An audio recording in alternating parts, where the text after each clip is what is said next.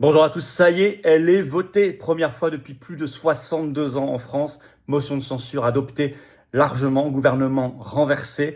Nous allons voir ce qui s'est passé, quel champ des possibles s'ouvre et maintenant, que faire, quelle stratégie, quel piège, quelles actions utiles pour le pays. Évidemment, il vaut mieux que l'histoire marche plutôt que le statu quo. Le statu quo, c'est toujours favorable à l'oligarchie. L'histoire en marche, c'est l'ouverture des champs des possibles. Et nous allons essayer d'ouvrir le champ du possible le plus large possible, évidemment sans naïveté, sans s'emballer, en étant, comme depuis le départ sur cette affaire, très lucide. Mais je rappelle que quand nous manifestions le 26 octobre dernier, manif nationale pour la motion de censure, on nous disait qu'on était des doux rêveurs, que c'était peine perdue. Bon, bah écoutez, moi je veux Macron démission.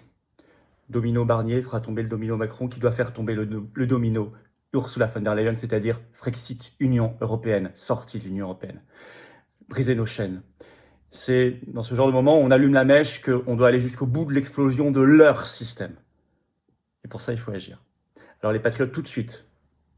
Pétition nationale pour la démission de Macron. Je vous rappelle, sous la vidéo en lien en description, c'est peut-être le moment ou jamais de la signer, de la relayer.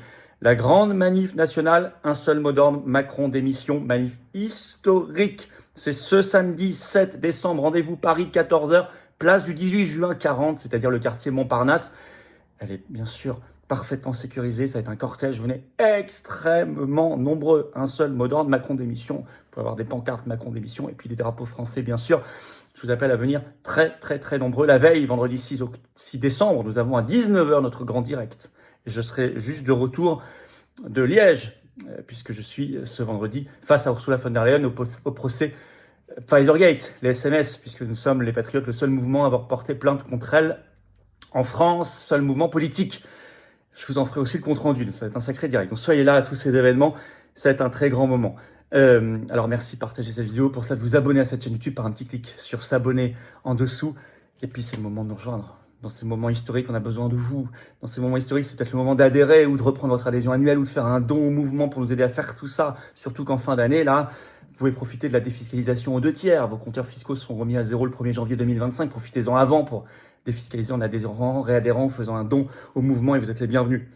Parce que nous avons du pain sur la planche, parce qu'on défend ici la souveraineté, la liberté, la paix, parce qu'on agit concrètement, parce qu'on a eu raison d'agir, la preuve, et parce qu'on est dans le rassemblement. Adhérer dès maintenant, c'est le premier lien sous la vidéo en description. Faire un don au mouvement, c'est le deuxième lien sous la vidéo en description. C'est 2/3 de défiscalisation, sinon les liens sont sur les-patriotes.fr.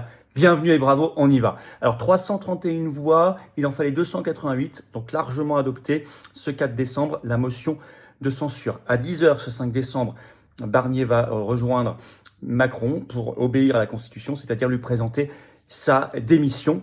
Il fut le plus bref Premier ministre de toute l'histoire de la Ve République. On est vraiment dans une crise de régime. Prenez conscience qu'en 2024, il y aura eu probablement 3 voire 4 Premiers ministres. S'il y en a un qui est nommé là, c'est inédit. C'est plus qu'une crise politique, c'est une crise de régime. Les leçons, les enseignements, on l'avait dit dès le départ. Barnier était illégitime depuis le départ, depuis le début, sans aucune majorité. Une espèce de coup de force de la dissolution de Macron ne pouvait qu'échouer. Il fallait même que ça échoue plus tôt. On avait prévenu. Bon, bah, ça a fini par venir. Je rappelle quand même que certains, y compris dans les rangs soi-disant souverainistes, avaient trouvé à Barnier de grandes qualités. Moi, j'avais tout de suite rappelé son passé très européiste, et notamment sa participation active au coup d'État du traité de Lisbonne. Donc ici, on ne s'est pas trompé sur cette chaîne. Hein. On n'a pas passé la brosse à reluire. Et puis, manifestement, dans son propre camp, il a été piégé, ce sont les échos qu'on a ce 5 décembre dans la presse, par Gabriel Attal, qui d'abord l'a poussé à ne pas négocier avec le RN, lui faisant croire qu'il n'y aurait pas de censure. Et puis au dernier moment, il paraît 1 heure avant le vote de la censure, ce 4 décembre, il a dit que tu devrais céder sur les retraites. Donc, bon, il l'a piégé, donc on voit le panier de crabes de tout ça. Deuxième grand enseignement, ce qui a fonctionné, c'est ce qui fait peur à l'oligarchie, c'est l'union du peuple. Regardez la motion de censure, elle est transpartisane. Ce qui fonctionne, c'est l'union du peuple. C'est pas l'union des droites ou l'union des gauches qui fonctionne. Ça, c'est le système oligarchique. Ce qui fonctionne, c'est quand le peuple arrive à se mettre ensemble, même s'il est très mal représenté au Parlement. Mais vous voyez l'idée. C'est de dépasser les clivages dans lesquels on voudrait nous enfermer, les étiquettes. C'est la même logique qui a permis l'élection de Donald Trump. Il a gagné avec l'alliance américain du peuple, ce qui a permis aussi la victoire du non en France à la Constitution européenne lors du référendum en 2005, c'était transpartisan. Pareil pour le Brexit en 2016 au Royaume-Uni, pareil pour le mouvement des Gilets jaunes, les manifs anti-pass, c'était très transpartisan. C'est l'union du peuple qui fait peur à l'oligarchie. C'est pour ça d'ailleurs qu'elle a déployé en face la stratégie de la peur et du chaos.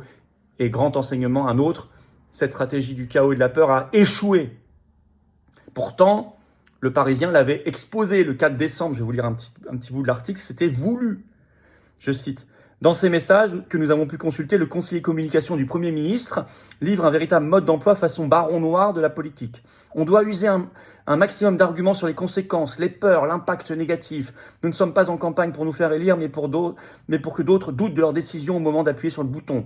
Des éléments de langage aussitôt répercutés quelques heures plus tard avec des ministres cherchant à saturer les matinales radio et télé façon carpet bombing, c'est-à-dire tapis de bombe. Par exemple, Bruno Retailleau. Est-ce qu'on veut le chaos sur TF1, etc. Bon, c'était formalisé, tout ça, c'est du McKinsey.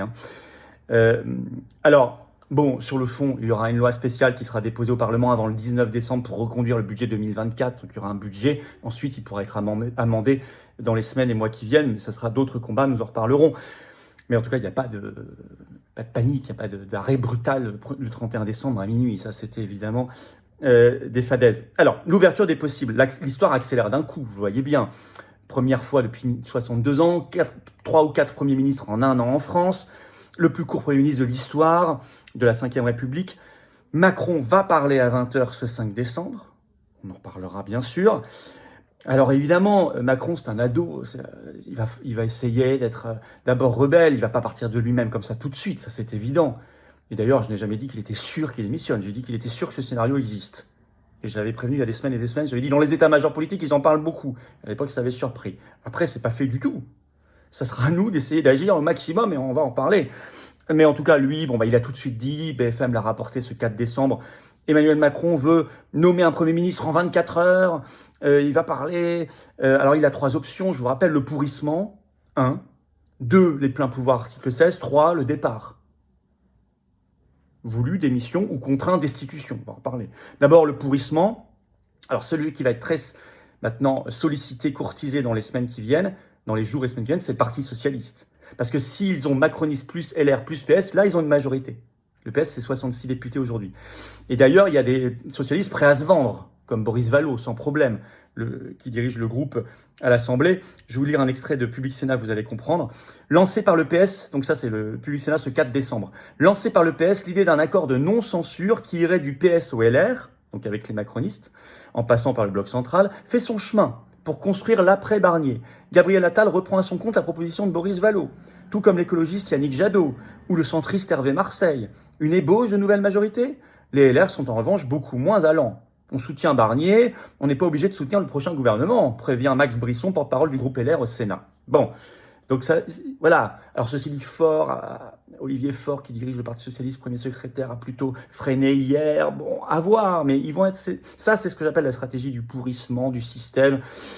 Et évidemment, s'il sort des noms de tout cela de Premier ministre, il faut censurer, on va y revenir.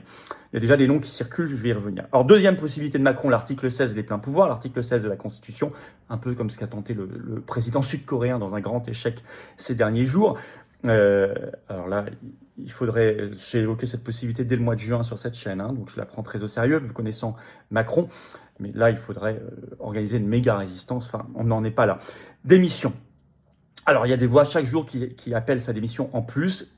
Depuis le 4 décembre, il y a depuis cette date, David Lisnard, le maire de Cannes et président de l'Association des maires de France, qui a demandé aussi, qui est LR, qui a demandé la démission de Macron, donc c'est de plus en plus costaud. Vous remarquerez que, de nouveau sur France Inter, ce 4 décembre, Jordan Bardella a refusé de demander la démission de Macron, mais lui, c'est pour une question personnelle. Il ne veut pas de présidentielle anticipée parce que ça permettrait à Marine Le Pen d'être candidate avant d'être éventuellement inéligible, alors que lui, il veut être candidat à sa place.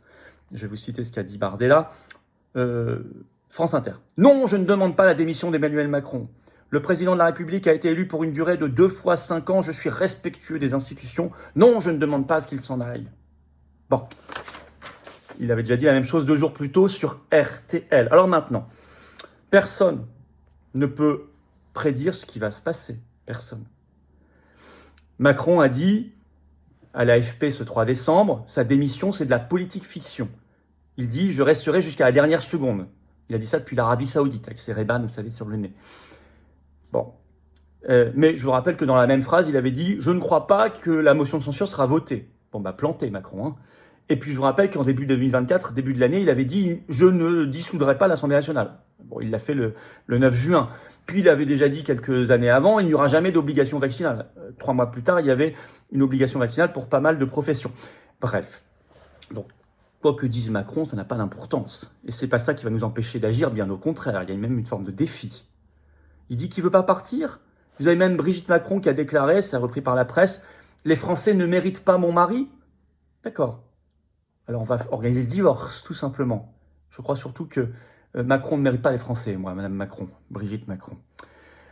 Et puis, s'il ne veut pas partir tout seul, mais on va mettre la pression, ça ne va pas se faire là en 24 heures, ni probablement en une semaine, c'est une pression très forte. C'est pour ça qu'on fait la pétition Macron démission sous la vidéo en description à signer, et la grande manif du 7 décembre, venez, très nombreux, manif historique, nationale. Mais on va quand même rappeler à tous ceux qui appellent à cette démission qu'il existe un article 68 dans la Constitution qui permet de la forcer, cette démission, ça s'appelle la destitution. Et on va en parler d'ailleurs aussi dans la manif. C'est démission, mais c'est aussi destitution dans notre manif ce samedi. Parce que il va pas falloir s'abriter en disant « Ah, il veut pas démissionner ». Non, vous pouvez le faire démissionner par l'article 68. À un moment où il ne s'agit pas simplement de un Barnier, deux Macron, c'est déjà très bien de se débarrasser politiquement de Macron. Macron, c'est 7 ans de malheur, c'est 7 ans de haute trahison.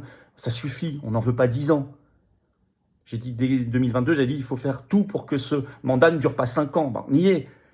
Mais au-delà de lui, il faut profiter de cette crise de régime inédite, historique, pour ouvrir tout le champ des possibles sur tous les débats. En ce moment, on parle beaucoup du Mercosur, l'Union européenne, l'Allemagne qui voudrait se précipiter, profiter. Mais ça, c'est le sujet agricole, c'est le sujet alimentaire, c'est le sujet de l'Union européenne. Vous avez Trump qui prend l'investiture le 20 janvier 2025. Tous les débats sont très intéressants derrière Trump. Parce que c'est le sujet de la lutte contre l'État profond et le mondialisme, ça nous intéresse. Tout le contexte de la guerre d'Ukraine, vous avez Euractiv qui a rapporté ce 4 décembre que Kaja Kallas, la nouvelle haute représentante de l'Union européenne, a déclaré ceci, je cite, « Le soutien de l'Europe à l'Ukraine doit rester sans limite et inclure la possibilité de déployer des troupes à l'avenir », a déclaré la chef de la diplomatie de l'Union européenne, Kaja Kallas. C'est intéressant comme débat. La possible élection dimanche à la présidentielle roumaine d'un anti-UE, anti-OTAN, anti-OMS, M. Georgescu, c'est intéressant pour nos débats. Tout le débat, vous le voyez, est focalisé sur l'Union européenne, sur l'OTAN et même sur l'OMS. Ben, c'est le moment parfait alors, pour profiter de cette crise de régime, non seulement pour faire tomber les dominos Barnier et Macron, mais aussi le domino mondialisme. Pour rappeler aux Français qu'il y a une seule et vraie alternative, c'est le souverainisme, c'est de reprendre en main leur pays, leur destin, le contrôle, retrouver leur souveraineté pleine et entière en quittant ces instances supranationales de l'oligarchie. C'est le moment ou jamais de faire entendre cette voix plus que jamais. Moi, je trouve que c'est très enthousiasmant de ce point de vue-là. Alors, pour obtenir sa démission et cette ouverture du champ des possibles, il faut censurer. S'il s'échine à nommer des premiers ministres, Politico ce 5 décembre avance des noms. Il pourrait y avoir Retailleau, candidat à Matignon, Bayrou, Barouin, Lecornu, Xavier Bertrand, même Jean Castex. Je vous cite les noms que Cazeneuve, je vous cite les noms que eux avancent. Et tout ça, c'est le système, tout ça. Il faut politiquement dégommer, systématiquement. Si le RN, là, maintenant, devient tout sage, il aura donné un coup d'épée dans l'eau et aura montré à son électorat qu'il ne sert à rien. Donc, c'est pas le moment de relâcher. Vous voyez, tout va se dessiner maintenant. Dans tous les cas, nous devons faire pression. En signant la pétition, en relayant la pétition Macron démission, sous la vidéo en description, elle est en lien. En venant massivement à la manif historique Macron démission et destitution, si c'est nécessaire. Ce samedi 7 décembre, rendez-vous Paris, 14h, place du 18 juin 40, c'est quartier Montparnasse. Prenez vos précautions parce qu'avec le Notre-Dame, il y a des périmètres de circulation. On n'est pas du tout dans le périmètre, il n'y a pas de problème, mais il peut y avoir quelques métros plus ou moins fermés. Vérifiez tout ça avant pour venir, mais il n'y aura pas de problème, on va être très très nombreux. La veille, je serai à Liège au procès, au tribunal, face à Ursula von der Leyen Pfizergate, seul mouvement politique français à avoir porté plainte contre elle là-dessus.